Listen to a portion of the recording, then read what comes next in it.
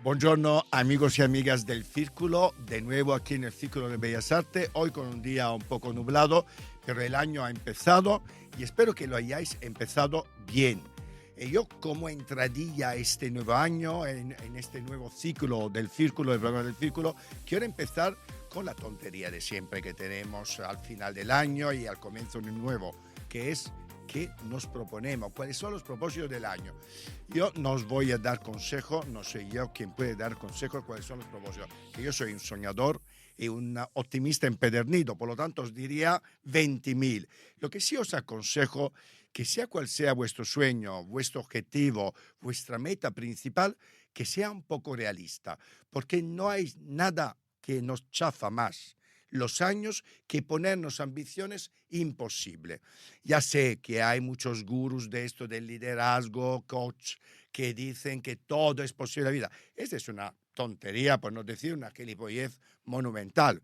Por supuesto que todos tenemos nuestros límites. Hay que ser ambiciosos, hay que soñar, pero vamos a ser también realistas para poder realizar los que no ponemos como objetivo del año. ¿Qué os parece? Bien, pero entre los otros propósitos del año, yo tengo hacer que este programa sea un gran programa. Espero que el año pasado os haya gustado, que os hayan gustado nuestros invitados y este año amenazamos con tener más invitados, más protagonistas de nuestra vida política, económica, financiera, social y especialmente cultural.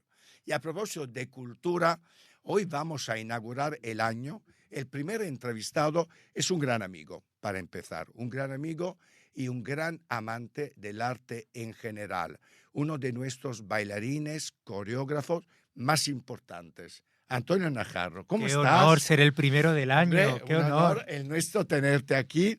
Pues muchas gracias por venir. Un placer. El 2024 para ti ha sido un año fantástico. Ujú, En noviembre te han condecorado con la medalla de oro de Bellas Artes. ujú. Ha sido un año, creo, muy exitoso a nivel nacional e internacional. Por lo tanto, empezamos con los propósitos del año de Antonio Najarro. Cuéntanos un poquito qué te esperas de este nuevo año, del 2025. Pues mira, yo, Prepio, lo que pido y de la manera más realista posible, como has dicho tú, es seguir con ilusión. Para mí es lo más importante. Yo, mi profesión, lo que me ha llevado a superar física y psicológicamente todo lo que he tenido que superar ha sido la ilusión. Sigo teniendo la misma ilusión de aquel niño con 6 años que empezó a bailar sevillanas en la Feria de Málaga y sigo ahora con la misma ilusión de emprender proyectos, de llevar la danza española en concreto en mi caso, a todos los sitios y todos los lugares más insospechados donde se puede llevar, como ha sido el 24, que como bien has dicho ha sido un año que yo no me esperaba que iba a estar tan cargado de propuestas tan diferentes. Y además también internacionales, porque creo que has Sí, estado en el Metropolitan sí, de sí, sí. Nueva Sí, York. bueno, con la ópera Inadamar, una ópera, Ajá, para que veas, Euprepio, una ópera que habla de la vida y de la obra de Federico García Lorca, qué una ópera bonito. maravillosa, dirigida por Deborah Kolker, con un coro maravilloso de mujeres, bailarines profesionales de danza española y flamenco. La primera vez que al Met de Nueva York se lleva flamenco, una música sinfónica de Osvaldo Golijov maravillosa, donde la orquesta sinfónica con músicos flamencos se da la mano, y aquí prácticamente no se conoce. Y ha sido un éxito tremendo en el Metropolitan Opera House de Nueva York. O sea Y que este año creo que lo llevas a Los lo Ángeles llevamos a Los también. Ángeles también en el mes de abril. Iré a remontarlo para la Ópera de Los Ángeles. Qué maravilla, qué Mm. bonito. ¿Cómo se ve el flamenco fuera de España? Yo siempre digo cuando entrevisto a bailarines, pero también a cantantes de Ujú, flamenco o de copla, de un poco lo que es el arte español, ¿no? ujú, Más típico, que deberían ser más internacionales. ujú. ¿Cómo se ve desde fuera nuestra arte, el arte español, el arte clásico? Se ve un arte que emana emoción y la emoción es entendida en todo el mundo, independientemente de la cultura, de la religión, de la política. La emoción es algo que se recibe, es algo único. No tenemos que olvidar que tanto el flamenco como la danza española es único en el mundo. No hay otra cosa igual Nada en todo el mundo, parecido, nada nada. parecido. Y emociona además. Hay una mezcla de técnica, porque hay una técnica tremenda, con toda la energía, el arrojo, la expresión que tiene la danza española y el flamenco, y eso gusta y llega al corazón de las personas, ya te digo, independientemente Y del eso país es donde vayamos. internacional. es internacional y gusta mucho. Y yo creo que el español tenemos que creernos más que eso gusta mucho. Nos falta un poquito esa, no sé si esa especie de ambición, ¿no? ambición, Yo creo que es además, ambición. sí, además una ambición que hay que tenerla. Porque yo creo que nos quedamos un poquito cortos nosotros en cuanto a lo que es exponer nuestro arte y estar convencidos de ello. Y bueno, yo con mi compañía llenamos todos los teatros donde vamos, el público están 10, 15 minutos ovacionándonos y eso es señal de que lo nuestro Qué gusta bueno. mucho. ¿Y qué recuerdo tienes de este niño de 6 años que de repente, no sé si de repente se pone a bailar? ¿Qué recuerdo tienes de tus comienzos? Porque supongo que entre todos los bailarines que tú directamente ahora mismo estás dirigiendo, has vivido muchas experiencias, porque trabajar con jóvenes, con adolescentes, Es siempre complejo. es muy bonito, pero muy complejo. Sí. ¿Qué recuerdo tienes tú de tus comienzos? Mira, yo el recuerdo que tengo propio es de ser un niño muy tímido, muy introvertido, y que cuando me lanzaba a las calles de Málaga me ponía a bailar como un loco sin darme ningún tipo de vergüenza que me miraran y que me hicieran corritos la gente. Y ahí dije, y mis padres me apoyaron, que he tenido mucha suerte con el apoyo de mis padres, esto es un arma muy valiosa para mí, para desinhibirme, expresarme a través del cuerpo, que para mí es algo maravilloso, a través del movimiento. Y así fue como me inicié en la danza. El recuerdo que tengo es desinhibición absoluta. Es una vía de escape para mí, Para tu timidez. para mi De timidez. repente te Sí, olvidabas yo no podía mirar a los tu ojos a nadie timidez. y bailando me volvía loco. Y me hacían corros y yo además me encantaba que me hicieran corros y digo, pues esto tiene que ser lo Tú has mío. dicho que has tenido suerte con tus padres, que Sí. evidentemente, por lo que tú dices, han apoyado desde el principio tu arte, tus ambiciones, pero sabes, supongo que a lo largo de tu vida te habrás encontrado con historias de niños, niñas, adolescentes que no han tenido la misma suerte y que para poder vivir de ser bailadores han tenido evidentemente que superar también muchos prejuicios E incluso dejar a sus familias. o dejar sus O sea, familias. yo tengo compañeros que han tenido tan claro que su pasión era la danza, que la falta de apoyo familiar les ha hecho abandonar su propia familia. Y yo creo que no hay nada más triste. O sea, yo no, siempre lo digo, no entiendo un padre que no permita que su hijo exprese su emoción y su sensibilidad a través de la expresión artística que considere. Es algo que hay que apoyar, por supuesto, con objetividad y diciendo, oye, como a mí me hicieron. Tú quieres bailar, pero también tienes que ser una persona cultivada. Por Tienes que supuesto, sacar buenas notas en el por instituto. supuesto. Estás 6 horas por la mañana bailando y 6 horas por la tarde en el instituto. Y sabía que tenía que sacar buenas notas, que ahora lo agradezco y mucho. Claro. Para poder comunicar, para poder expresarte, idiomas, para todo lo que como ya Y en mi carrera. gestionarte como empresario que eres, porque al Totalmente. final tú has sido un bailarín de grandísimo éxito, pero ahora eres un empresario Sí, claro. que además se juega su dinero invirtiendo sobre los espectáculos que estás llevando por el mundo. Totalmente. Pero en el caso de la danza en concreto, yo el mensaje que doy a los padres, que si una niña o un niño, en este caso los niños se tiene más prejuicio, le dicen que quieren bailar, que sepan que el niño le está pidiendo entrar en una disciplina que les va a hacer alcanzar metas a muy largo plazo con una repetición continua, que eso te hace tener una constancia, una disciplina. Va a tener que ser compañero, va a tener que trabajar en equipo con sus compañeros, va a tener que tener un respeto al maestro, su cuerpo es su instrumento de trabajo, cosa que es algo muy valioso, y se va a convertir en una persona con la cabeza muy bien armada y con un criterio y con una capacidad crítica también mucho más potente que un niño que pueda estar estudiando y con el iPhone o con la tablet. O sea, es algo muy valioso, que le dejen que el hijo se exprese y sobre todo que dejen esa puerta abierta a que su hijo muestre su sensibilidad a través del movimiento, que es maravilloso. ¿Qué foto me darías de la danza? Aquí en este programa dedicamos mucho tiempo a la cultura, por supuesto también a criticar la falta de inversión que muchas veces tenemos en los presupuestos nacionales, también a nivel de comunidad, a nivel de ayuntamientos. En línea general, la impresión que tenemos escuchando a todos los artistas que pasan por ese programa es que se invierte poco en cultura. ¿Qué foto me das de la situación actual de la danza en nuestro país? La foto principal que doy es que hay un gran desconocimiento todavía en nuestro país. Hay un gran desconocimiento. Y lo que no se conoce no se puede amar, lo que no se conoce no se programa y lo que no se conoce no se admira. tiene que haber más conocimiento y para que haya más conocimiento hay que darle más visibilidad por todos los canales posibles. La danza, o sea, no paro de repetirlo, la danza española es algo único en el mundo. Y eso tenemos que ser conscientes y tenemos que aprovecharnos como país de eso, aprovecharnos a nivel artístico, aprovecharnos a nivel económico, porque es una fuente de ingresos Por muy supuesto. grande. España carece de un teatro nacional de la danza. Tiene teatros para todo, para el teatro clásico, para el teatro contemporáneo, para la música, el Auditorio Nacional, para todo, pero no tiene un teatro nacional de la danza.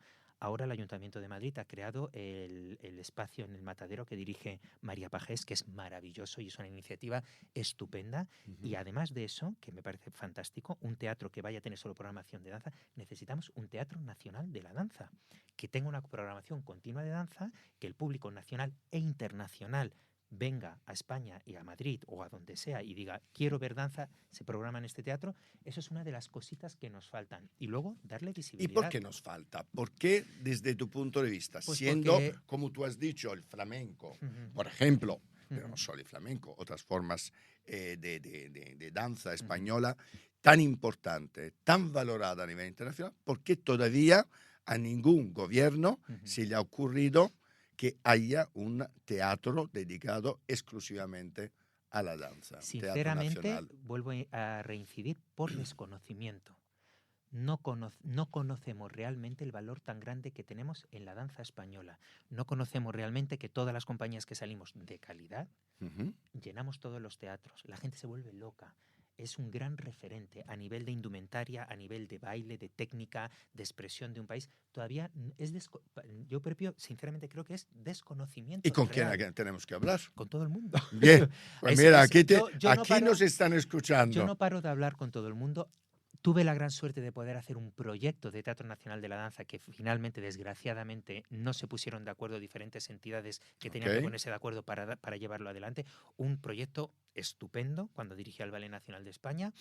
Em, Vamos cambiando cada 4, cada 5 años de directores generales de un sitio, de otro, entonces no se llegan a consolidar las propuestas y yo Sí, creo que eso es muy las propuestas importante. se presentan y si no se aprueban en el mismo mandato del gobierno de turno, Exactamente. se cae y hay que volver a Exactamente. empezar Y con el nuevo. los proyectos relacionados con la danza tienen que tener una gran continuidad. Por supuesto. Cuando yo tuve la suerte de dirigir el Ballet Nacional de España, desde los 35 años, durante 8 años, ese proyecto que yo hice tendría cosas mejores, cosas peores. Las cosas mejores necesitan una continuidad. El próximo director tiene que continuarlas para que eso cada vez vaya a más, a más. Lo mismo con proyectos que pueda ser como un Teatro Nacional de la Danza. Claro. Cuando se da el germen, hay que darle una continuidad. No podemos estar tirando atrás las cosas conforme vamos cambiando de direcciones. Todo tiene que llevar una continuidad y la danza lo necesita. Qué bueno, qué importante. Hablamos de tus proyectos actuales, de este 2025. Ujú. Cuéntanos un poquito Pues, cuáles son tus proyectos actuales y dónde los vas a llevar, dónde te podemos ver con tu grupo. Bueno, en noviembre del año pasado estrené un nuevo espectáculo, Romance Sonámbulo, un espectáculo maravilloso con dramaturgia de Alberto Conejero, que hace un repaso por varios de los poemas de Federico García Lorca, una visión muy onírica, porque en la danza española siempre se ha solido recrear la parte más, más terrenal, por así decirlo, del poemario de Federico García Lorca, más costumbrista, y en este caso nos hemos ido a todo lo onírico, a esa luna que tanto aparece en Lorca, elementos muy, muy místicos, y bueno, pues llevamos la escuela bolera, el folclore, la danza estilizada y el flamenco en este espectáculo que ha tenido, así fue un estreno maravilloso. Lo vamos a presentar en el mes de abril en el Teatro Español durante 2 Muy bien. semanas. Ahora nos vamos a Valladolid, viajamos a Roma, vamos a ir a Santiago de Chile, vamos a ir a Tel Aviv con los 2 espectáculos que estamos girando. Como hemos dicho antes, volveré también a Los Ángeles para coreografiar esta ópera y girando con la compañía. O sea, ahora mismo es mi motor y, Qué bueno. y darle mucha visibilidad. Oye, cuéntanos un poquito de los jóvenes, porque tú ahora mismo estás dirigiendo ¿cuántos bailarines más Ahora o en mi menos? compañía hay 14 bailarines. Compañía con 14. 14 bailarines. ¿Cómo es dirigir a bailarines? ¿Y qué Es- nos puedes contar de tu método de entrenamiento para que nos sirva un poco a Sí, todos? es complejito, lo propio. Es un mundo Mira, lo principal de todo es que es un mundo muy prematuro, como cualquier deportista de élite. Es un mundo Se donde comienza muy se comienza muy niños, joven. niños, no adolescentes, Se niños. comienza con, bueno, la carrera se comienza con 8 o 9 años. La Madre carrera, mía, de 11 niños, años, niños. imagínate. El mundo profesional, yo lo empecé con 15, 16, 17. Empiezas ya tu mundo profesional. Un mundo profesional que te obliga a viajar a países muy diferentes con una edad muy temprana. No es una decisión propia que dices, yo quiero ir a viajar porque quiero conocer. No, no, no. Tienes que ir porque Te tienes que toca, ir, te es tu toca. trabajo. Una religión diferente, un clima diferente, una gastronomía diferente, una forma de ver la vida muy diferente. China, Japón, Estados Unidos, Europa, Sudamérica. Entonces, desde una edad muy temprana tú estás recibiendo estímulos y responsabilidades que no corresponden con tu edad. Entonces tienes que empezar a forjar una cabeza muy madura por una parte, pero con una edad que no te acompaña. Eso hace que seas muy vulnerable.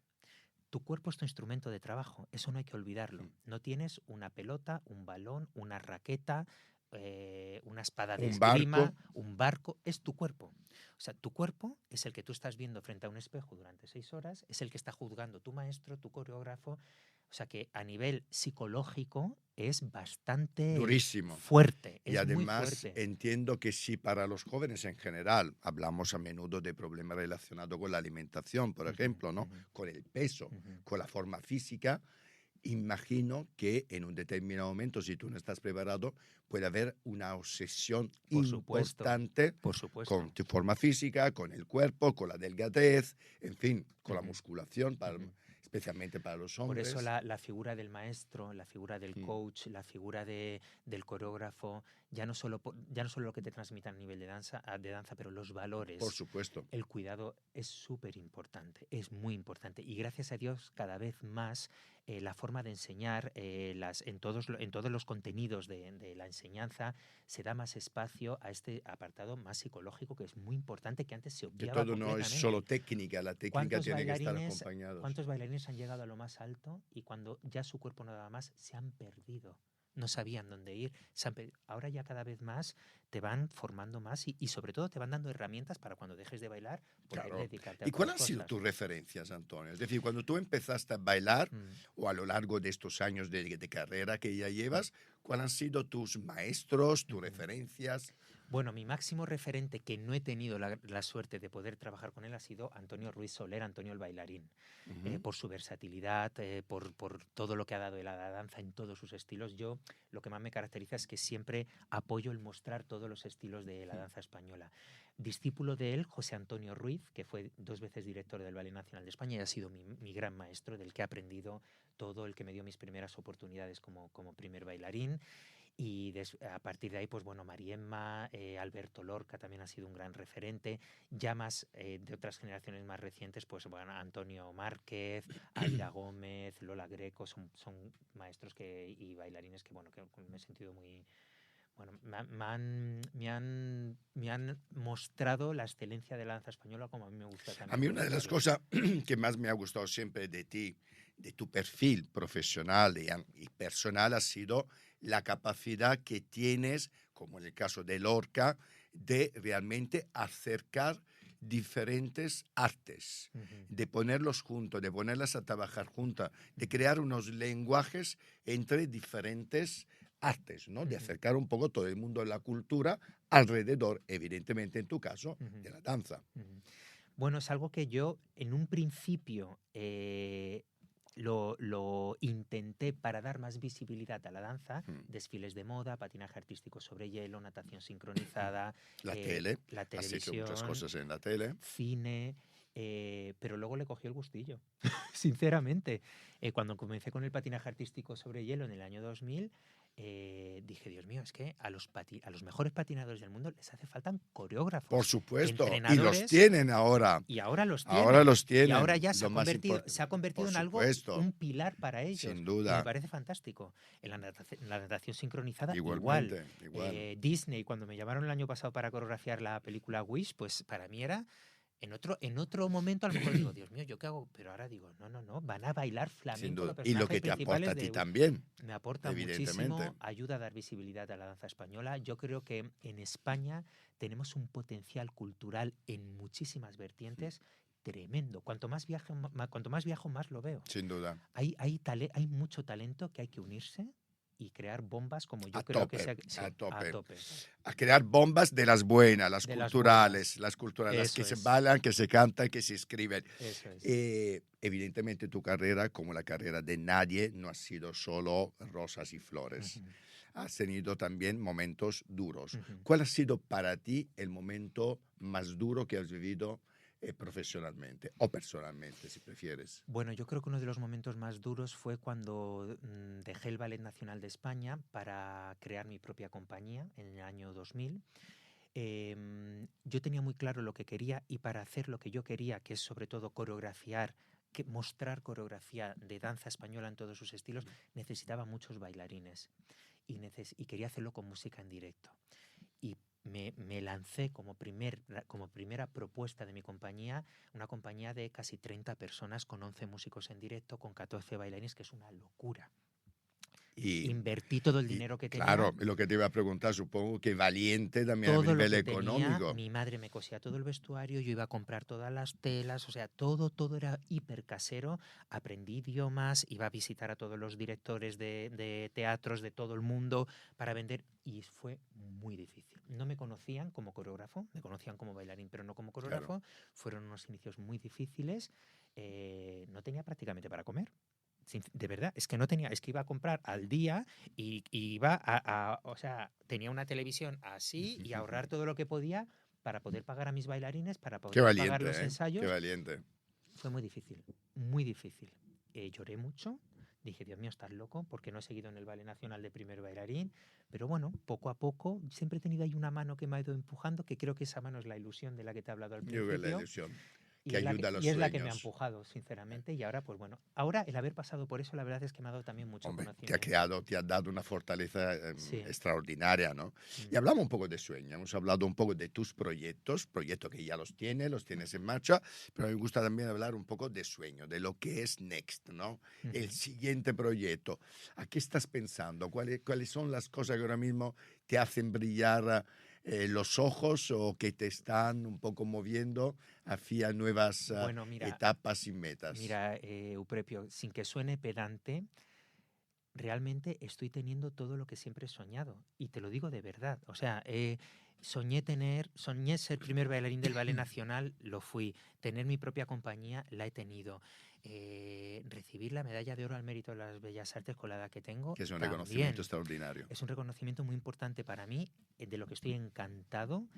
Tener mi compañía con la que estamos viajando por todo el mundo, mostrando la danza española por todo el mundo. Estoy teniendo todo lo que siempre he soñado.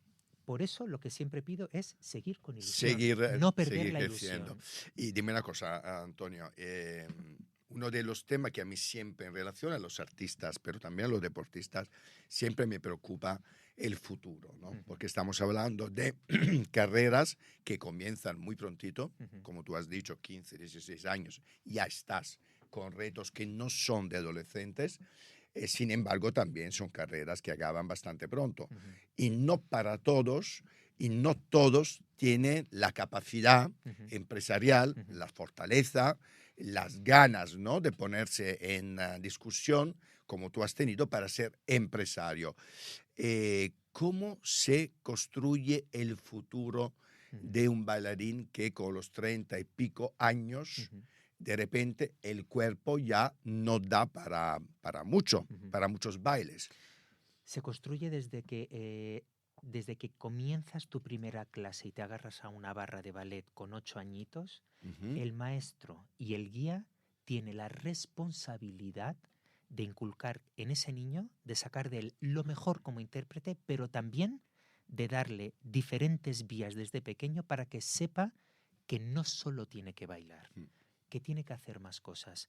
Hay que ver si en él se despierta un deseo a lo mejor de como maestro, pedagogo, coreógrafo, y si no es así, que ese niño pueda florecer en otras ramas, otros ámbitos. sea lo que sea, buscar en él algo que le pueda gustar y que lo intente llevar de manera paralela, Me aunque, gusta aunque la sea idea de muy exigente la danza, pero el maestro tiene esa Me responsabilidad. gusta la idea de maestro, de hablar de maestro y también guía. Me parece Sí. maravilloso. Sí. Antonio, aquí acabamos, como sabes, siempre en los eventos y también en mis programas con los minutos de oro. Los que minutos de dejamos gloria. a nuestros invitados para hablar con su público Ujú. o con quien te apetezca para pedir pues también lo que te apetece. Ahí tienes tu cámara. Bueno, pues a mi público y sobre todo al público español, quiero presentarles la danza española en sus 4 estilos para todos los que todavía no lo conozcan: la escuela bolera, la danza estilizada, el folclore y maravilloso y riquísimo folclore español y por supuesto el flamenco, que es lo que más conocemos.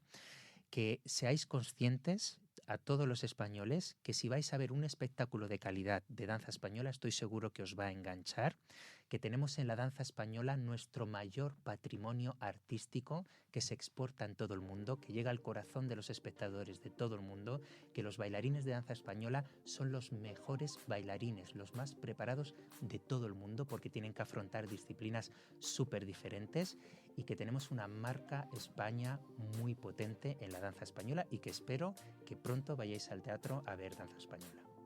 Pues muchas gracias, Antonio. Un Y placer. todos a bailar.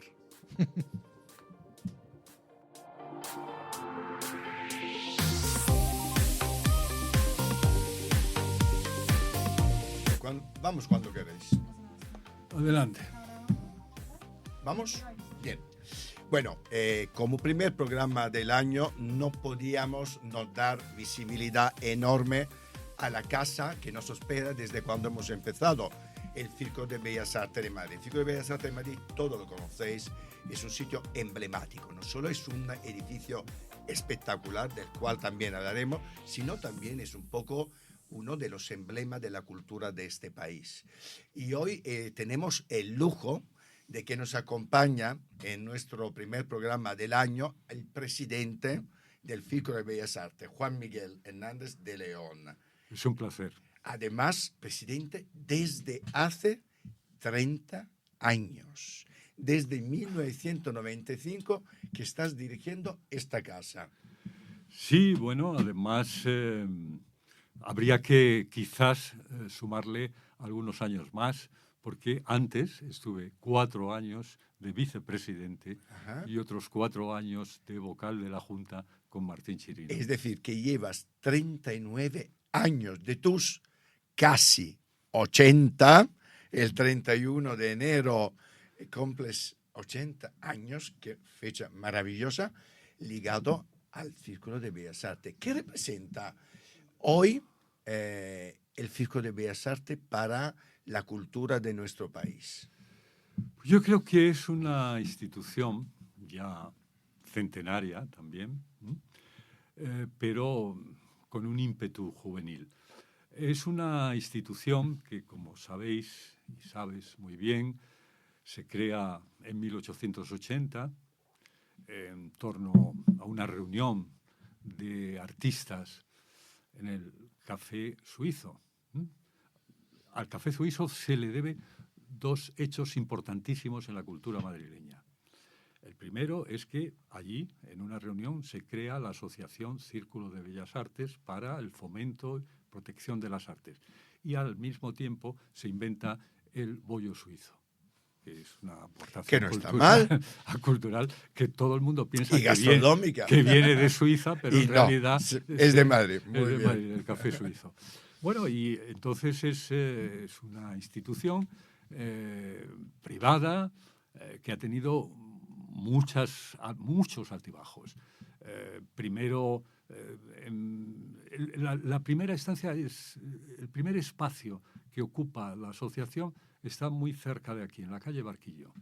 Allí en un piso se crea, se reúnen y empiezan sus actividades. Después tiene toda una serie de estancias, de sitios donde va alternándose para las reuniones y para la actividad de la propia institución. La última es precisamente en el actual conjunto Canalejas, en uno de los edificios, y que es el momento precisamente, La asociación ha tenido altibajos desde el punto de vista sobre todo económico, es lógico, porque los avatares distintos y las circunstancias históricas distintas han modificado mucho la vida económica de la institución. Allí, a través del juego, que se organizaba y se celebraba, la asociación, la sociedad reúne suficientes recursos económicos para proponer, realizar y construir este actual edificio. Se convoca un concurso en el año 1919, en el que se invitan y participan pues como 6 importantísimos arquitectos de aquel momento españoles. Es un concurso muy polémico, porque entre otras cosas el proyecto ganador, que al final va a ser el que se construye, no gana el concurso, porque lo descalifican de entrada. ¿Por qué? Pues porque se dice que no cumple la ordenanza municipal de aquel momento. Es una cuestión muy discutible, muy extraña, entre otras cosas porque Antonio Palacios, el arquitecto, defiende su proyecto en el sentido de que la altura que marcaba el límite, las ordenanzas del Ayuntamiento de Madrid, solo permitían en casos excepcionales que se superara. Y él lo que testifica y defiende es el hecho de que va a ser una institución importantísima y al mismo tiempo que lo que se llama el gálibo, que es la diagonal que va desde la calle hasta la altura mide, el torreón del círculo está suficientemente retranqueado como para cumplirlo. Bueno, tienen que intervenir los socios, porque hay que reconocer que Antonio Palacios era socio y que llevaba la sección de arquitectura de la sociedad. Y a partir de la presión de los socios y de las discusiones que se establecen, se decide encargarle el proyecto a Antonio Palacios. Y tenemos, por suerte, este edificio que es maravilloso y ya muy emblemático, ¿no?, del urbanismo madrileño. Es decir, nadie, yo diría, pasa por Madrid sin pasearse, no digo por el círculo, porque la mayoría entran, sino viendo un poco el Círculo de Bellas Artes. No, pero fíjate, incluso, es decir, Antonio Palacios, que es un arquitecto gallego, de Porriño, y que realmente desarrolle su vida profesional intensamente en Madrid, hoy en día tiene y creó los mayores iconos arquitectónicos de Madrid. Sin duda. Toda administración quiere tener un Antonio Palacios en su vida. Por supuesto. El nuevo ayuntamiento, el antiguo Palacio de Correos y Comunicaciones, Antonio Palacios, el actual Instituto Cervantes, también, que está aquí antiguo Banco del Río de la Plata, hecho también por Antonio Palacios, la Consejería de Cultura de la Comunidad de Madrid, Antonio Palacios, la Consejería de Ordenación del Territorio, etcétera, etcétera, Antonio Palacios. Bueno, podría ser. Es decir, la historia de Madrid está ligada a Antonio Palacios. La literatura y el cine. ¿Y en qué momento está ahora el Círculo de Bellas Artes? Cuéntanos un poquito. Luego hablamos también del programa de este año, que está repleto, y yo tengo aquí este librito que está lleno de maravillas, de proyectos extraordinarios que se van a desarrollar. ¿Qué momento estáis viviendo ahora mismo? Además, tenéis empleado muchísima gente. Para la actividad, mira. Quizás poca para la actividad que tenéis. Para la actividad, me consta. Para la actividad que desarrolla el Círculo, es una cosa que yo siempre digo, sobre todo en las asambleas generales de socios, el agradecimiento a los trabajadores y trabajadoras del Círculo, porque es gracias a su esfuerzo. Entonces, fíjate que es una plantilla que está en torno a las 60 personas. Que ¿no? os puedo asegurar, para todos los proyectos que se mueven en esta casa, yo diría que son pocos, ¿no?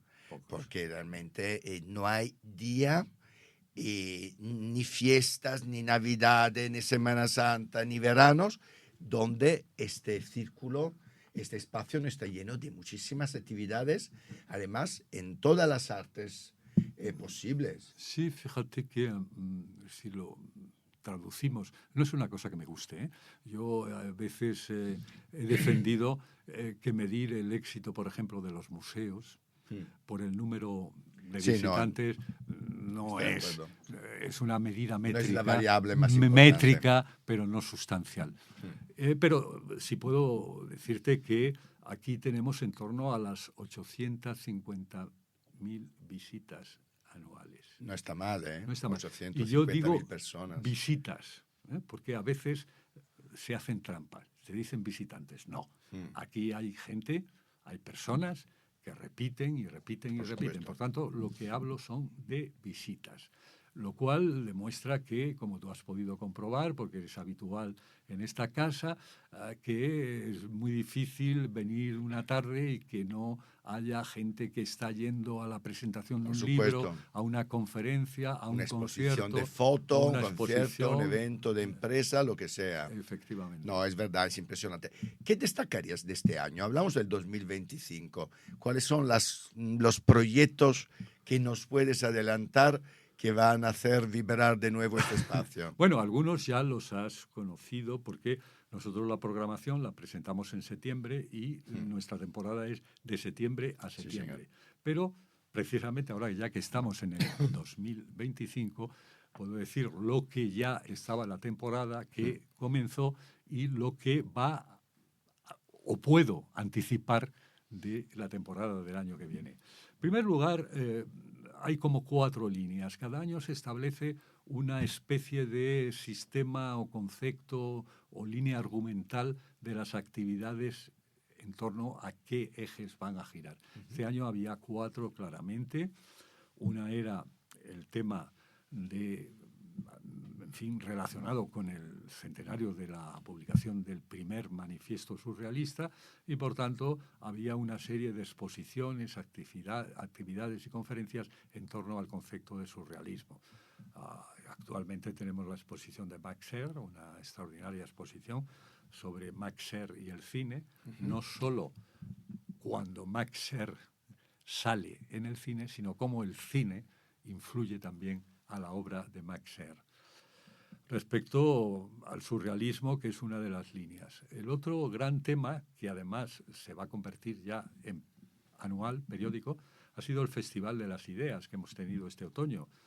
Maravilloso. Festival, y un éxito extraordinario. Un éxito, te puedo comentar cosas como, por ejemplo, a mí que me tocaba, toda vez que dada mi condición académica de profesor de filosofía del arte, pues cenar con muchos de los pensadores que asistieron, en una cena con Peter Sloterdijk, el filósofo alemán, que me decía y me reconocía que era increíble, que esto en Berlín no podía pasar. Que es un gran cumplido sí. por un alemán de una ciudad tremendamente activa desde el punto de vista cultural. Por supuesto, que conozco muy bien, además, porque he vivido en Berlín, y sobre todo porque lo que le sorprendía era la cantidad asistente. A mí me sorprendió, te reconozco una cosa, me sorprendió también un detalle, y era la cantidad de jóvenes que asistían. Sí. Yo recuerdo la Plaza de España con cerca de 1.000 personas, muchos jóvenes, que asistían a las intervenciones y charlas que daban los filósofos. Pero es que después los libreros, que nunca nos lo agradecerán bastante, resultaba que tenían sus kioscos, sus tenderetes con los libros del autor y se agotaban todos. Cosa que no pasa muchas veces. No suele pasar, no suele pasar. Por supuesto, otras líneas que había, el tema de las consecuencias climáticas y del cambio climático. Es decir, porque nosotros entendemos que la cultura, en el sentido antropológico, está claro, es un término que abarca la ciencia, el arte, la biología, tantas y tantas cosas. Y por tanto hemos tenido incluso una serie de exposiciones, algunas todavía abiertas, que traducen en su tratamiento artístico, conceptual, el tema del cambio climático y la crisis climática, e incluso tuvimos la oportunidad de aportar una novedad que se va a repetir también el verano que viene, que fue convertir el círculo en refugio climático, cosa que nos ha concedido un premio precisamente una importante revista por esa propuesta, en la que no solo era que se transformó la sala, se llama la sala de baile, en realidad es el foyer del teatro que tenemos, la sala Fernando de Rojas, pero se construyó una especie de escenografía de plantas naturales, de flores, etcétera, sino que además se producían actividades, se invitaba a los ciudadanos que no habían salido y querían refugiarse del tórrido calor que siempre tenemos en verano en Madrid, en la que podían estar allí. Había hasta mesas de juegos, de ajedrez, etcétera, pero también había conferencias, charlas, performance, conciertos musicales, etcétera. Y otra línea importante es que celebrábamos el 10º aniversario de la creación de la Escuela Sur del Círculo de Bellas Artes.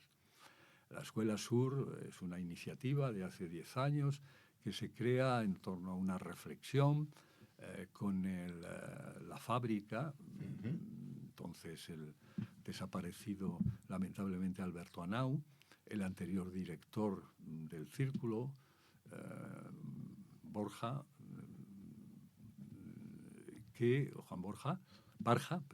Barja, y yo mismo, en la que se plantea el proponer un tipo de enseñanza, de formación, llamamos formación permanente, sobre las artes y profesiones artísticas, en el sentido de ofrecer un tipo de enseñanza o actividad que salga fuera del ámbito académico. Me explico, porque al final, si hay un académico aquí ya incluso emérito, es en mi caso. Pero el tipo de enseñanza universitaria, lo mismo da que hablemos de cualquier tipo de enseñanza como una enseñanza artística sobre las bellas artes, tiene un carácter tan pautado, tan administrativo, tan cosificado, tan estructurado, que, bueno, solo cuando uno termina es cuando puede desarrollar un poco su propia voluntad, su propia vocación, su propio criterio. Y aquí la idea de la Escuela Sur fue establecer un tipo de enseñanza transversal.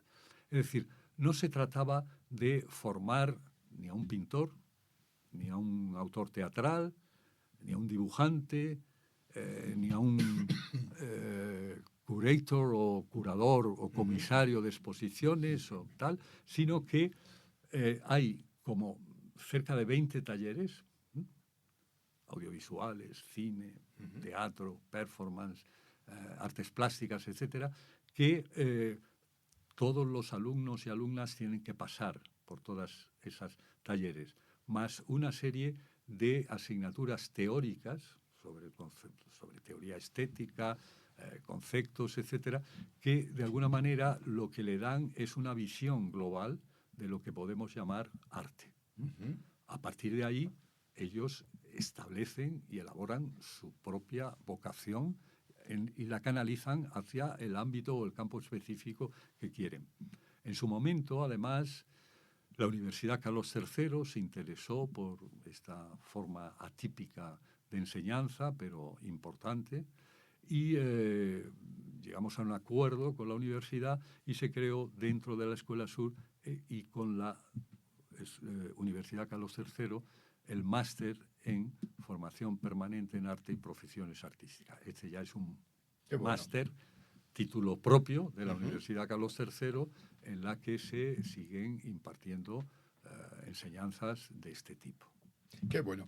Y una cosa que quería saber, sin meternos en líos políticos ni críticas, pero sí me gustaría saber, desde el punto de vista, en qué momento se encuentra la cultura de este país, porque esta es una casa que desde un punto de vista es realmente una especie de refugio muchas veces para artistas, escritores, etcétera, ¿no? Por lo menos muchos de los que vienen a este programa consideran esta casa como un emblema de la cultura.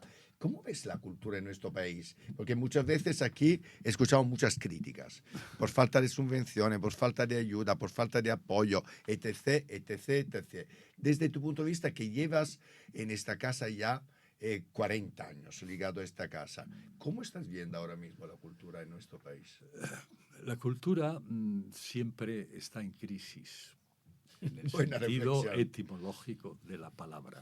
Crisis, del griego, De supone cambio. cambio, devenir, profundo. Porque la cultura, en el sentido más amplio y sobre todo cuando nos situamos sobre ese apartado que llamamos arte, que no deja de ser más que una sección de lo que llamamos cultura en el sentido antropológico general, implica una posición que o es crítica o es decoración. Buen punto. Y por tanto, la cultura siempre va, como diría mi admirado Walter Benjamin, a contrapelo. Es decir, no es... Nunca puede sobrar dinero. No, el dinero no puede sobrar, pero además, mira, hay un muy importante y en este sentido es en el que yo ya, desde la perspectiva que me da la edad y los años, sí soy muy crítico. El problema es la consideración de la cultura, lo que se llama generalmente cultura, que todo el mundo entiende que la cultura es el teatro, el cine, los performances, no sé qué. No, no, no. Es decir, como arte. Está siempre considerada como una especie de divertimento o de una cuestión para dar placer. Esto ya en la filosofía del arte, desde los pensadores como Schelling y Schiller, etc., entra en crisis. Es decir, no es una cosa para adocenarnos. El arte acosa. El arte acosa. Porque, de alguna manera, propone que desde su propio ser en sí establece una tensión hacia el exterior. El arte no se justifica en la sociología, esto está muy claro. No se explica a partir...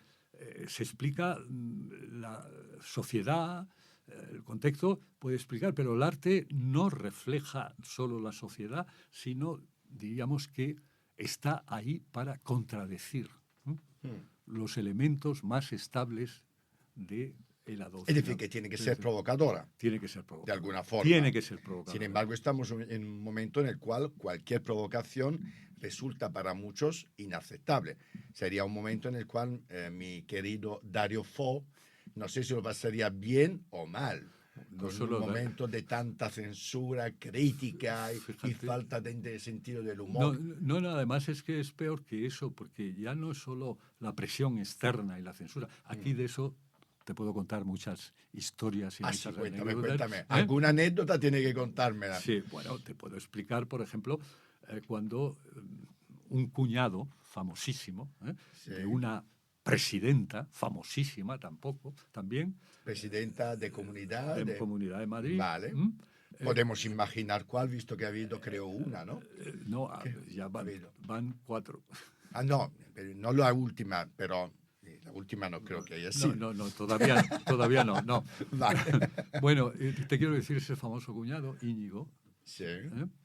Estrenó una obrita, que además no tenía mayor importancia, que se llamaba Me cago en Dios. Vale. Bueno. Pues fíjate con lo que se ha liado con la Lachus, con su estampida del Sagrado Corazón. Pues imagínate. Vaquita y el Gran Prix, tú imagina lo que se hubiera Imagínate montado. la que tuve yo. Manifestaciones en la que había señoras rezando para que me diera cáncer. Madre mía. Por lo menos tengo testigos de que... menos mal que estos rezos no han llegado a ningún lado. Cartas amenazantes, etcétera. Yo además se me ocurrió una vez decir, eran otros tiempos, fíjate, eran más libres, ¿no? No había la censura. No quiero entrar. Si es la presidenta que pienso yo, no había la censura que había ahora, que hay ahora. Eran complejos, pero no existía. Porque a mí se me ocurrió decir en una entrevista de unos periodistas que me preguntaron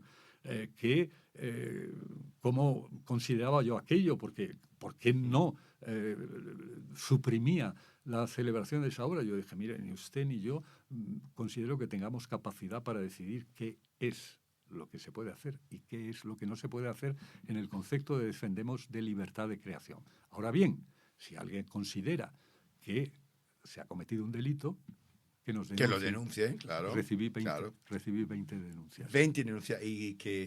Todas ¿y qué rechazadas. pasó? Todas rechazadas.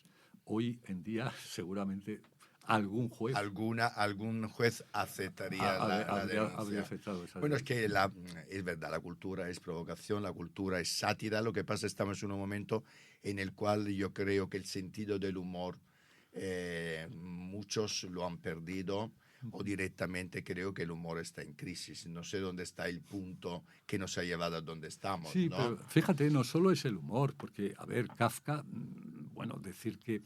No, Y mucho estamos sentido. celebrando el año Kafka, Efectivamente, no acabamos de tenía mucho terminarlo, sentido del humor, no tenía sentido del humor, No. pero sin embargo, si hay una obra que de alguna manera te acosa, Buah, ¿eh?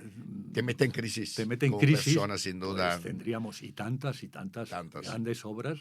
Es decir, yo insisto en la primera cuestión, el arte o provoca o acosa, O si no, no es arte. o es pura decoración. Estoy totalmente de acuerdo contigo. Bueno, presidente, hemos llegado al minuto de oro, que aquí, evidentemente, todos los protagonistas y todas las personas que vienen a entrevistarse tienen. Esa es tu cámara. Dirígete a tu público, al público del Círculo de Bellas Artes y nos dice lo que te apetece. Muchas gracias. Antes que nada, agradecer a mi amigo la oportunidad de inaugurar este año, un año en que también se aproxima mi cumpleaños, y decir y expresar sobre todo mi enorme agradecimiento no solo a todos los trabajadores y trabajadoras de esta institución, que gracias a ellos y su esfuerzo seguimos saliendo adelante, sino a tantos y tantos visitantes que de alguna manera conforman nuestro mundo, un mundo que saben y que tienen que saber que aquí están en un espacio de libertad donde queremos una cultura con todos, no para todos, sino con todos, ¿eh? Esta es un matiz importante en la preposición, una cultura con todos, de manera que se puedan sentir libres, en el auténtico sentido de la palabra libres, y que comprendan lo que es importante para una sociedad y para una cultura española. Que además os recuerdo que el Círculo de Bellas Artes está también designado como Casa de Europa y que en nuestra ligazón europea, en la alianza de instituciones culturales europeas a la que es la única institución española que pertenece, estamos unidos para defender la libertad de creación y, sobre todo, desde la cultura, luchar porque la democracia sea un bien irreemplazable. Muchas gracias a ti y a luchar y a defender la democracia en un periodo en el cual a muchos están intentando quebrarla por todos los lados. Gracias por tu labor y gracias por dirigir esta casa y por hospedarnos también. Gracias por utilizarla porque es vuestra casa. Un placer. Gracias.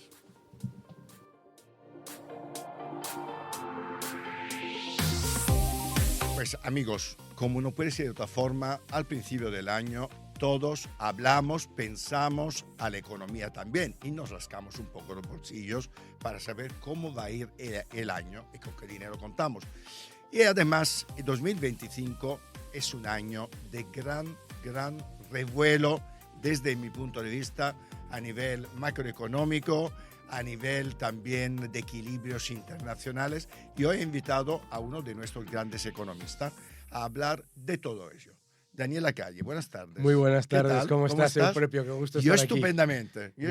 Igualmente. Y esto de rascarme los bolsillos, como soy ahorrador, siempre soy bastante previsor. Sí. Por lo tanto, frente a una economía que va bien, pero Sí. y luego comentamos contigo si va bien o no nuestra economía, quiero empezar hablando de temas internacionales, porque yo creo que es un año, como comentaba el otro día esta entrevista, de grandes retos.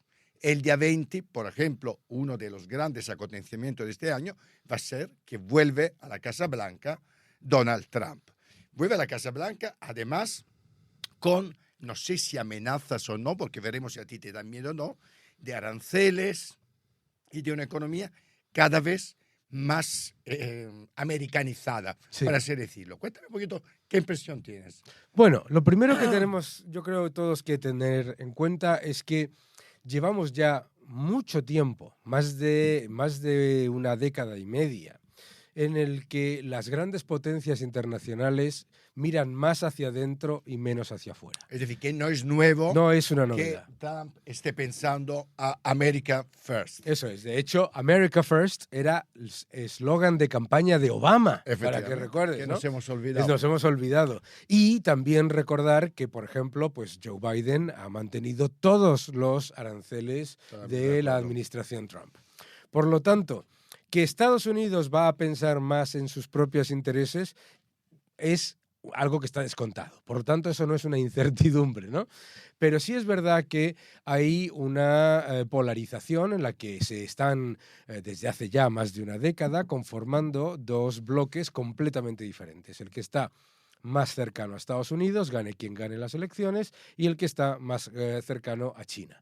Y ambas potencias, China y Estados Unidos, están mirando más hacia adentro.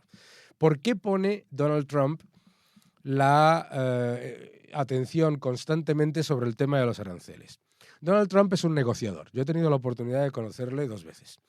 Y lo que más le gusta es comentar la cantidad de veces que ha negociado, o con México, con la Unión Europea, con lo que sea, éxitos para Estados Unidos negociando. Lo que no podemos olvidar es que Estados Unidos no puede ser la única casa en el vecindario que tiene todas las ventanas y todas las puertas abiertas. China es el país con más barreras al comercio del mundo, después México, Brasil, la India, etcétera. La Unión Europea tiene también muchísimas barreras al comercio. Miramos aquí por esta maravillosa vista, no vemos coches norteamericanos.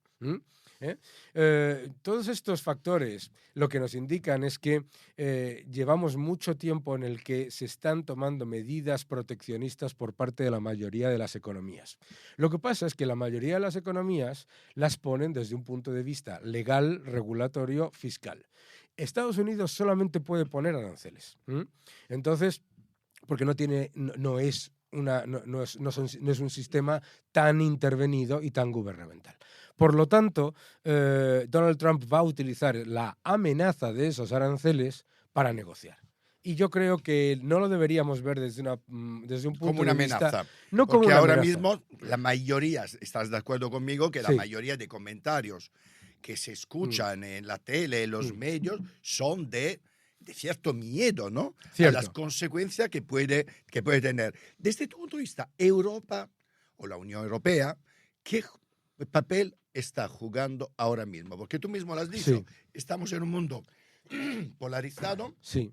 los cuales los jugadores más importantes son China y Estados Unidos, y Europa, ¿qué? Ya. Porque a mí me da la impresión que estamos en este sándwich que no nos viene bien para nada y perdiendo cada vez más peso, Mucho no más. solo a nivel político, pero también a nivel económico. Sobre todo, además, para mí es muy preocupante que los problemas de Europa son autoinfligidos. Es decir, Europa está perdiendo la batalla tecnológica, está perdiendo la batalla de la competitividad industrial y económica y está perdiendo la batalla energética por decisión propia. ¿Está perdiendo o ha perdido? Bueno, para mí ha perdido de manera por goleada. Yo no sé si en los puntos, en los últimos minutos podría rascar Recuperar. un poco, pero desde luego estamos muy lejos de donde están China y donde están Estados Unidos. Y la Unión Europea debería jugar un papel para mí clave, que es precisamente el de, junto con Estados Unidos siempre ha sido una economía extremadamente orientada a sí misma, pero junto con Estados Unidos ser el ejemplo para los países occidentales y el modelo de democracias liberales. El error de la Unión Europea ha sido para mí, una combinación de ignorancia y arrogancia, ¿no? Ignorancia por pensar que si tú pones unas enormes trabas burocráticas, unas enormes trabas regulatorias y una política energética completamente miope, que todo el mundo te va a seguir.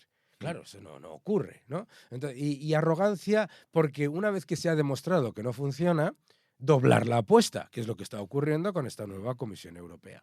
Por lo tanto, la Unión Europea digamos que tiene todos los ingredientes para ser un jugador clave a la hora de fortalecer lo que sería el bloque occidental, si lo queremos llamar de esa manera, o el bloque atlántico, y sin embargo parece que ha perdido tanto en liderazgo político como en liderazgo económico, que es más que evidente. Vamos, las estimaciones más optimistas sobre la Unión Europea están dando niveles de crecimiento de menos de la mitad que Estados Unidos en los próximos años. Y con eso creo que no vamos a ningún lado. A ningún lado. Y de todas maneras, esto tiene que ver evidentemente con, he dicho, ignorancia y arrogancia de la Unión Europea, que fundamentalmente no depende tanto del color político, No. porque en la Unión Europea la Comisión ha estado liderada por derecha, por izquierda, y ahora estamos en una situación de triparty, ¿no? Porque también la extrema derecha tiene su propio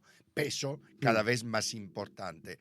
Por lo tanto, esta ceguedad, que yo comparto bastante contigo, que la Unión Europea tiene desde hace ya unos cuantos decenios, que nos han llevado a una situación absolutamente periférica desde el punto de vista de importancia económica. ¿Dónde está el problema? ¿Por qué en la Unión Europea parece que realmente todo esto no se ve con claridad o con la claridad necesaria para mantener un peso relevante en el panorama internacional? Decía, ¿Quién tiene las culpas para que nos entendamos? Es que en realidad no es una cuestión de izquierda o de derecha, sino de burocracia. Es la glorificación de la burocracia. Y a la burocracia no le importa el resultado, le importa el proceso. Y mantener los sillones. Y los sueldos, que son bastante jugosos. Entonces, en Bruselas y en Estrasburgo. Entonces la Unión Europea es un proyecto de éxito incuestionable. La Unión Europea es un proyecto de países que han tenido una historia de matarse entre ellos y que viven en paz. Maravilloso. Y tiene unas economías que tienen todo el potencial para liderar. Sin embargo, en medio, y aprovechando el error del Brexit del Reino Unido, en la Unión Europea, el proyecto político, que en realidad es el proyecto burocrático, nos lo han colado como algo que está obligatorio, que nadie lo ha querido y nadie lo ha votado. Todos estamos de acuerdo en tener libertad de comercio, libertad de capitales, movimiento de empresas, todas las ventajas que todo eso genera. Que se haya creado así de repente, que un grupo de personas deciden qué es lo que se tiene que hacer en industria, en ganadería, en agricultura, en pesca. En pesca. Es una locura. Con todo el problema que conlleva, que está conllevando desde... Claro. Y desde tu punto de vista, ¿dónde está la solución? El otro día, estando con Alejandra Kindela, que conocerás, la presidenta de la Unión de Bancos Españoles, me comentaba que ella era súper partidaria, por ejemplo, el informe Draghi, ¿no? Sí. Que es un informe muy, muy ambicioso. ¿A ti te gusta? Y desde tu punto de vista, ¿es factible, ejecutable en la Unión Europea, donde efectivamente la burocracia es lo que más premia y domina? El problema del informe Draghi es que hace un diagnóstico inapelable y perfecto de la situación de la Unión Europea. Así es. Tienes 250 páginas en las que dice perfectamente cuáles son los problemas. El problema es que cuando habla de las soluciones, cae en el mismo error que siempre ha caído la Unión Europea. Primero, él habla de exceso de regulación, pero en ninguna parte del informe dice cómo se va a parar. Eliminarla. Porque no es solamente frenar el avance, es eliminarla. Totalmente de acuerdo. Vale, en ningún sitio aparece cómo. Segundo, él habla del exceso de impuestos y de la falta de competitividad, pero está proponiendo un gigantesco plan de inversión liderado por un grupo de burócratas y líderes empresariales que se va a financiar imprimiendo y subiendo los impuestos, que es lo mismo. Sí, porque no tiene fórmulas de dónde debería ser. Es la idea, es esta idea keynesiana típica, que es, si no funciona, gasta más. Y algo bueno saldrá, si gastas 800. ¿Y cuál es la alternativa? Hombre, para mí frente a un informe Draghi, estoy bastante de acuerdo contigo, el problema es de dónde sacar la pasta para ponerla en práctica. ¿Cuál cree que puede ser una solución?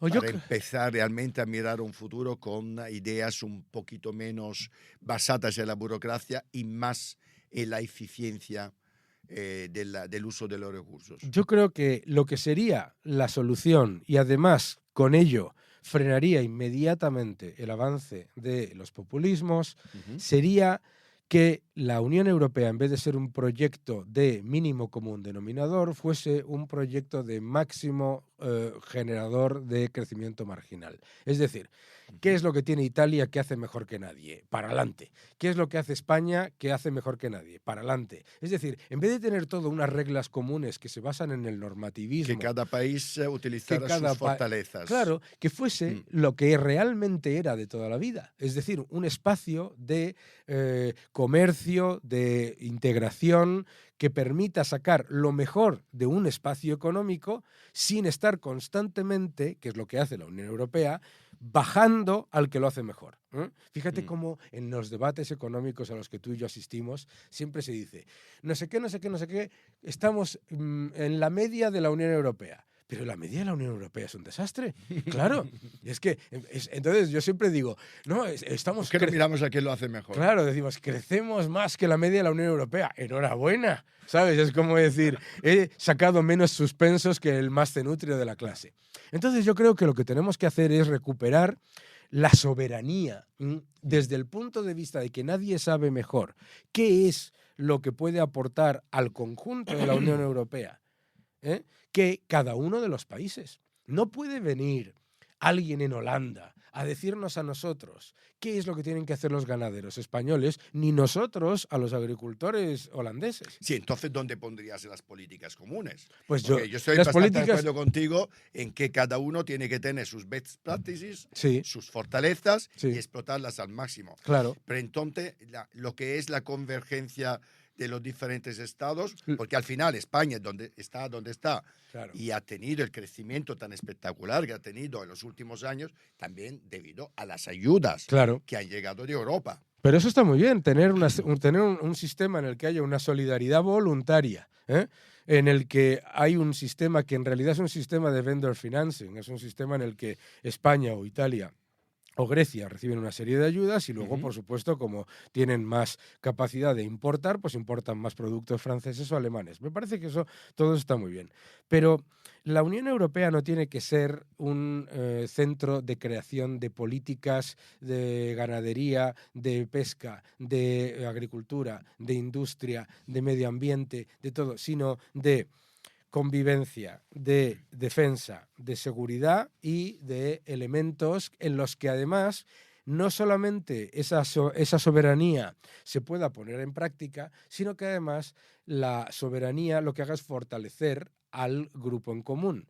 ¿Cuál es el problema de ese concepto que se ha creado en Europa? Se ha creado una Europa que solamente funciona cuando las cosas van muy bien. ¿Por qué? Porque como es soltar dinero, ¿sabes? Pero ¿qué es lo que pasa? Dice, no, es que la convergencia. ¿Y cómo se está convergiendo en Europa? Esto es tremendo. Se está convergiendo a la baja. Se está empobreciendo a los alemanes, se está empobreciendo a los italianos, se está empobreciendo a los franceses y entonces resulta que viene, pues yo qué sé, con todos mis respetos, los españoles o los estonios y dicen, mira cómo convergemos. Somos los que más crecemos. Claro, pero es que estamos convergiendo a la baja. Oye, y a este punto, por supuesto, no puedo no preguntarte por España. Sí. Efectivamente, perdón, Sí, en todos los listados y los rankings de crecimiento, claro. es uno de los países, no, digamos que es el país que más crece según los índices del OCDE, por ejemplo. Mm. ¿Qué opinas de la economía española? A ver, yo esto siempre lo digo. Yo recuerdo un amigo mío que en el último año de carrera, en septiembre, aprobó 7 asignaturas. Entonces es el que más aprobó de todos en septiembre, pero fue el último que terminó la carrera. Ujú. Lo que quiero decir es que España, en términos de crecimiento económico, 2018-2024, incluido todas las últimas estimaciones, las revisiones retroactivas y todo, es el país número 20 de la Unión Europea en cuanto a crecimiento económico entre el 2018 y el En los últimos 2024. 6 años. Esto es lo que tenemos que entender. O sea, nosotros no podemos vanagloriarnos, porque además la euforia, como tú sabes, es una muy mala acompañante y una muy mala guía para las políticas económicas. Nosotros no podemos guiarnos por el rebote del turismo y un aumento gigantesco del gasto público, que es lo que está llevando a España a tener estos datos de Producto Interior Bruto, ni sobre todo lo del último año o del anterior, ¿eh? Tenemos que ver esa evolución. España es el número 20 en Producto Interior Bruto per cápita de la Unión Europea, de una Unión Europea que no va bien. Ojo. Pero es que en Producto Interior Bruto, he dicho Producto Interior Bruto, eso en Producto Interior Bruto total. Pero en Producto Interior Bruto per cápita es mucho peor. ¿Por qué? Porque claro, el Producto Interior Bruto, como tú bien sabes, si yo incorporo a la población española 2 millones de personas más y eso está generando Producto Interior Bruto, pero el Producto Interior Bruto por habitante no está creciendo. Por eso tenemos un gravísimo problema de productividad. Por eso, aunque, entre comillas, el empleo crece, la tasa de actividad y la tasa de empleo están estancadas. En realidad lo que estaba pasando es lo mismo que ha pasado en Canadá. A lo que está pasando, ahora lo has visto que ha dimitido Trudeau. Sí. En Canadá, Trudeau hizo exactamente lo mismo. Dijo, ¿cómo voy yo a fortalecer la economía canadiense? 1, aumentar la inmigración. 2, aumentar el gasto público. 3, aumentar los impuestos. Y 4, tirar de deuda. Hemos hecho exactamente lo mismo. Si la economía española este año va a crecer un 3% y a noviembre la deuda ha aumentado un 3,4%, en realidad España no crece, se endeuda. Y eso luego siempre viene a... Hay que pagarlo. Eso siempre viene a atacarte. Sobre todo el crecimiento de la productividad. Porque como tú bien sabes, a ti no te lo tengo que explicar, pero a un montón de gente se lo tenemos que explicar. Hablamos de esto, de productividad. Sí. A ver, ¿por qué España se dice o es un país poco productivo? Claro, ¿por qué? Porque España es un país en el que se penaliza el crecimiento de la productividad, se penaliza fiscalmente el crecimiento empresarial, se penaliza fiscalmente también a los salarios más productivos.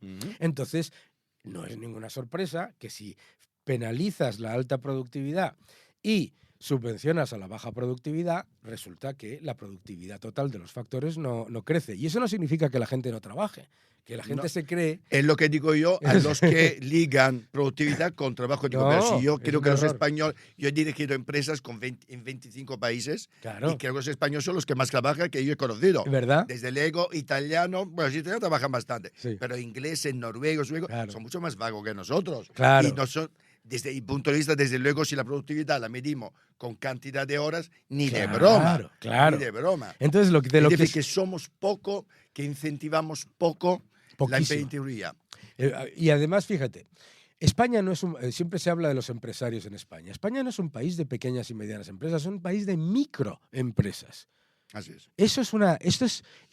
Mira los autónomos como están, ¿no? Eso Pequeña empresa a nivel de impuestos. Lo que debería ser una política nacional, sea el gobierno A o el gobierno B, debería ser que las empresas españolas aumentasen de tamaño. Y sin embargo se las penaliza. ¿Por qué? Porque en España, cuando una empresa factura un poquito más de 1,5 millones de euros, empieza a recibir visitas de gente a la que no había visto nunca en su vida. Empieza a recibir todo tipo de trabas burocráticas, de problemas fiscales, de problemas de intervención, y fíjate cómo pueden crecer las empresas españolas vía exportación, saliendo fuera. En vez de crecer aquí y crear riqueza aquí se les penaliza. Entonces yo creo que ese es un factor absolutamente clave, porque todo lo demás, las pensiones, la seguridad social, la deuda pública, la presión fiscal, todo lo demás viene de un país que está constantemente haciendo lo mismo que hace la Unión Europea, pero peor. Es decir, llevando constantemente a hacer más pobres a los ricos y más dependientes a los pobres. Oye, y no puedo no preguntarte por una cosa que a mí me choca cada día más. El otro día vi creo que fue en Espejo Público, si me equivoco, va a ser a otro programa, algún economista hablando del famoso, ahora mismo la gente está muy preocupada para saber desde cuándo eres clase media o clase alta. Y a mí me horroriza ver determinadas estadísticas, porque el otro día vi en una imagen, además pantallazo, con datos. Un economista que decía que la clase media en España es alguien que más o menos está ganando 2.000 euros. Eso es. Y que la clase alta, es decir, los ricos, son los que ganan 3.000 euros. Es una Es locura. decir, yo flipo con esto, porque para mí, por ejemplo, en Madrid, con 3.000 euros, a lo mejor eres rico en algún pueblo perdido Claro. de que no sé qué comunidad autónoma. Claro. Pero en Madrid con 3.000 euros llegas a final de mes con mucho sudor y lágrima. Entonces, ¿qué economistas hacen esto? Dan estos datos. Bueno, no, si los datos los dan, lo que pasa es que, claro... Pero y es somos cierto- clase media con 2.000 euros de salario. No, somos Ah. clase media española, porque Media es de la media pringados. aritmética. Ah, vale. ¿Entiendes? Es decir, No, somos no unos es clase... pringados. Somos pringados. Pringados de clase alta o media. Es- Vale, pero claro. pringados.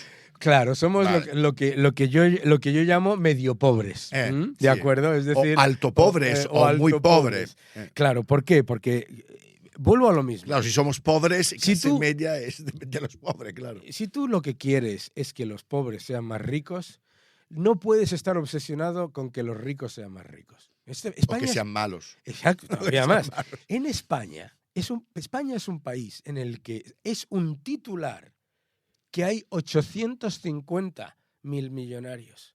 850. Que es nada. Nada. Nada. Pero nada no comparado con Estados Unidos, No. China. No. Nada comparado con Italia, con otros A lo países. mejor hasta Portugal tiene más ricos que Seguro, España. seguro. Ah. Entonces, pero fíjate que, y en esto ha sido tan culpable el socialismo como el centro derecha, ¿eh?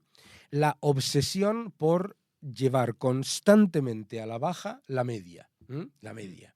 Y entonces, claro, efectivamente le preguntan a la gente, ¿usted es de clase media? Y dice, sí.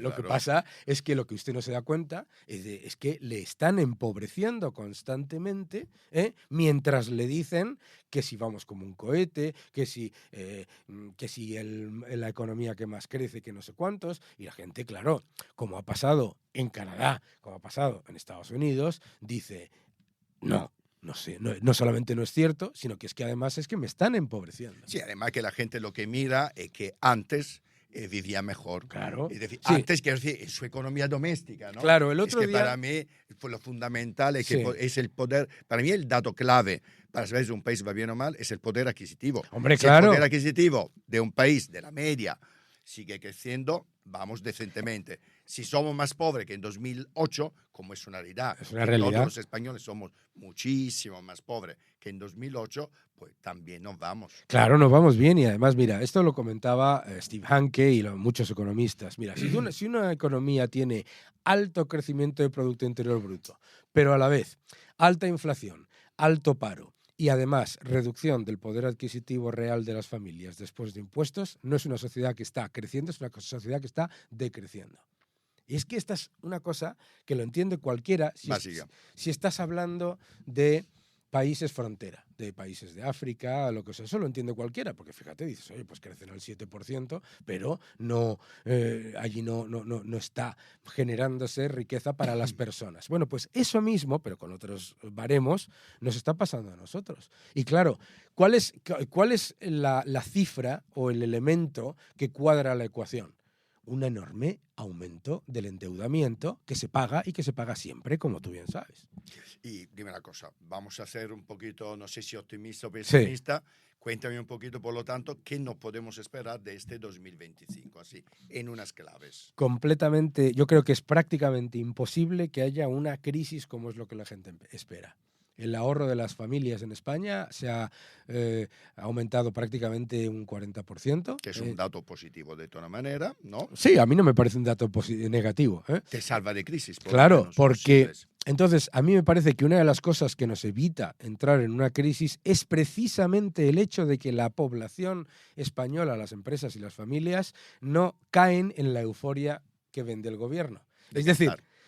lo que tanto le molesta al gobierno de que la gente no se cree los datos económicos que ellos venden, obviamente, de manera como todos los gobiernos, propagandística, es precisamente lo que hace que no te metas en una crisis. Porque lo que hace que te metas en una crisis es cuando yo llegaba aquí a España en el año 2007, en el 8 ya, y le decías a la gente que aquí que iba a haber un problemón tremendo, y la gente decía, aparta que voy, ¿sabes? Decía, más, dame 2.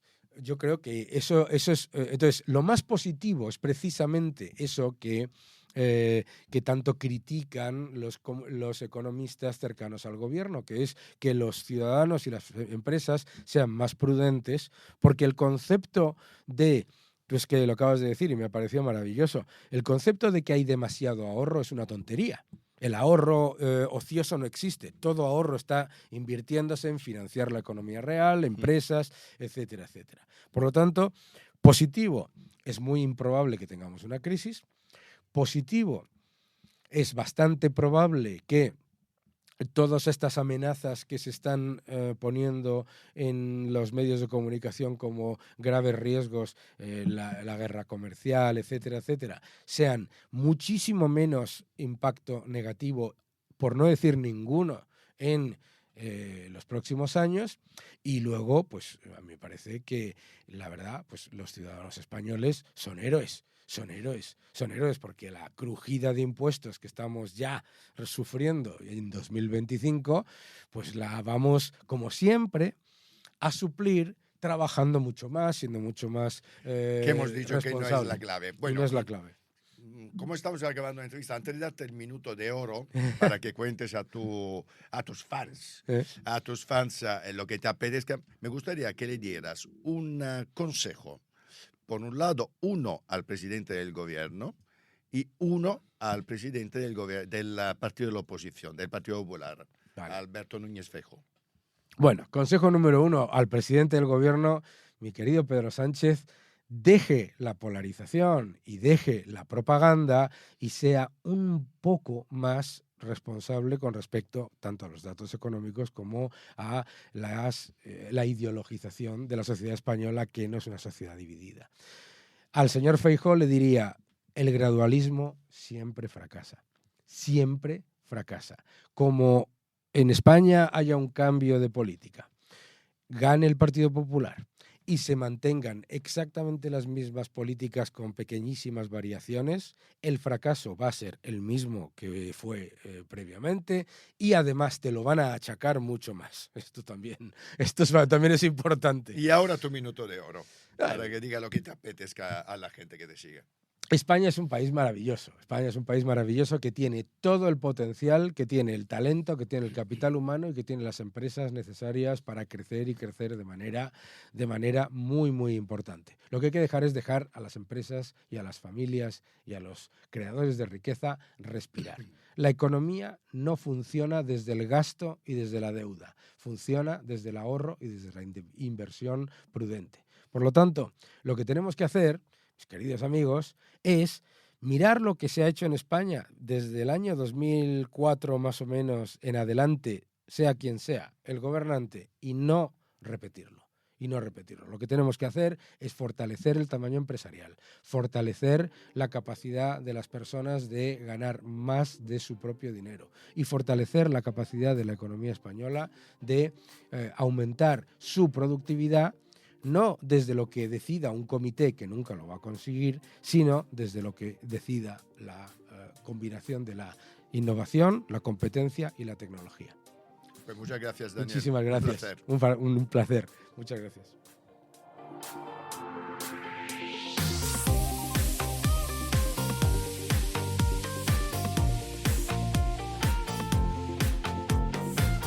Hoy también tenemos nuestro espacio dedicado a la diversidad con Miguel Ángel San Juan, y hoy con muchas noticias muy interesantes.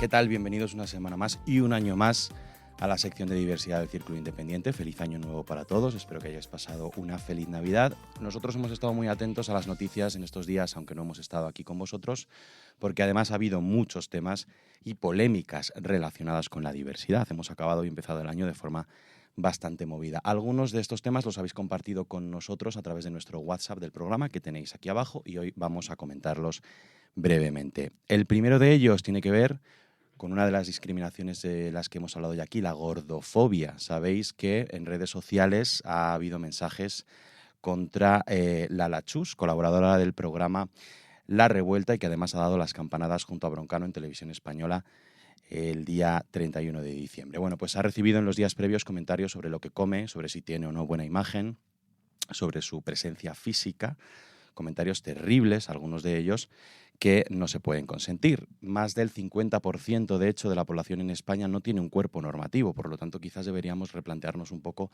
lo que consideramos belleza normativa o peso estándar, peso normativo, porque más de la mitad de la población, como os digo, no lo tiene y solo un 10% de personas con cuerpos no normativos son representados en el cine, en el teatro y en la televisión. Esto, además, que ha pasado con Lala Chus, se suma a otra de las discriminaciones, lo que llamamos interseccionalidad en el ámbito de la diversidad, que es el machismo, porque en el caso de las mujeres que no tienen un cuerpo normativo sufren más discriminación que los hombres. Algo terrible que no puede seguir pasando, pero que por desgracia pasa, como hemos visto.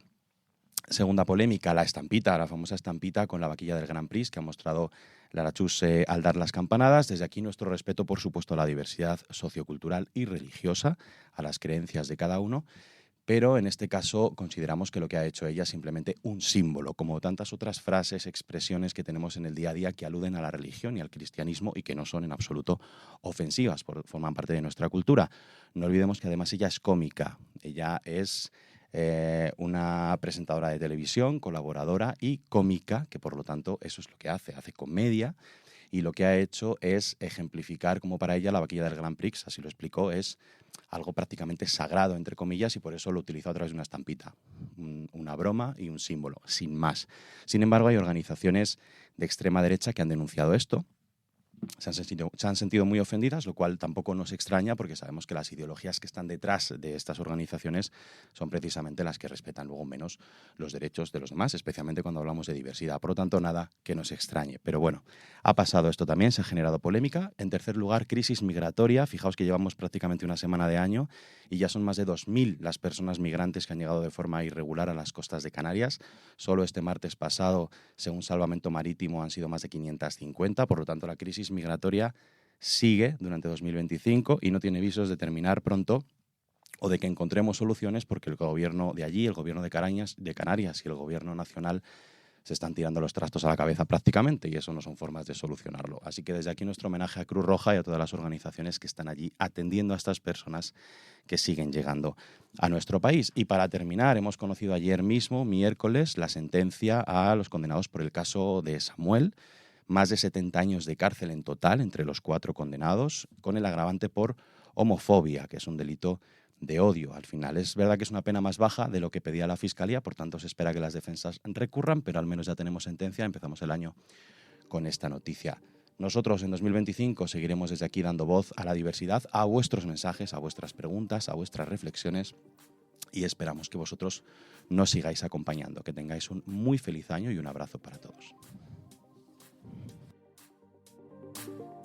Bueno, hoy hemos tenido el presidente del Círculo de Bellas Artes como invitado especial que nos ha hablado de lo que nos espera este nuevo año, en 2025, pero lo más importante, toda la semana es una semana llena de grandísimos eventos y esta semana también la agenda tiene cosas muy, muy interesantes. Arranca el año y la agenda cultural del Círculo de Bellas Artes lo hace como siempre cargada de actividades. Empezamos por este mismo domingo, el domingo día 12 de enero, Círculo de Cámara Trío Arbós and Friends a las 7 de la tarde en el Teatro Fernando de Rojas. Por 6º año consecutivo, el trío Arbós participa en este ciclo poniendo música en directo a grandes clásicos del cine mudo. Las entradas ya están a la venta en la web del Círculo de Bellas Artes. Y el martes 14, Cartografías de la catástrofe ecológica, epílogos del capitalismo. Tendrán lugar estas conferencias a las 7 de la tarde en la Sala Ramón Gómez de la Serna y lo que pretenden es ofrecer una cartografía acerca de los principales debates filosóficos que en la actualidad abordan el problema de la emergencia climática y la creación de una conciencia ambiental. Estamos frente a un escenario de inevitable colapso civilizatorio como consecuencia del daño ecológico al planeta, o todavía existen alternativas para una política que pueda reorientar el modelo social en términos de sostenibilidad? Esta es la principal pregunta a la que pretende dar respuesta este interesante foro. Las entradas son libres hasta completar aforo. Y también el martes 14 la mesa redonda sobre poesía joven y otras literaturas a las 8 de la tarde en la pecera de aquí, del Círculo.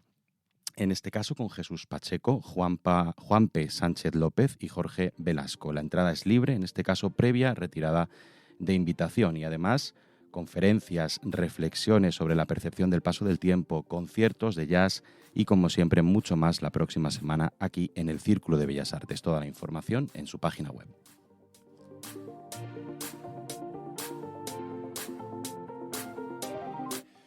Pues queridos amigos y amigas, espero que lo hayáis pasado muy bien. Unos invitados muy interesantes, hablando mucho de economía, de la gente del Círculo y por supuesto también nuestro espacio dedicado a la cultura con Antonio Najarro.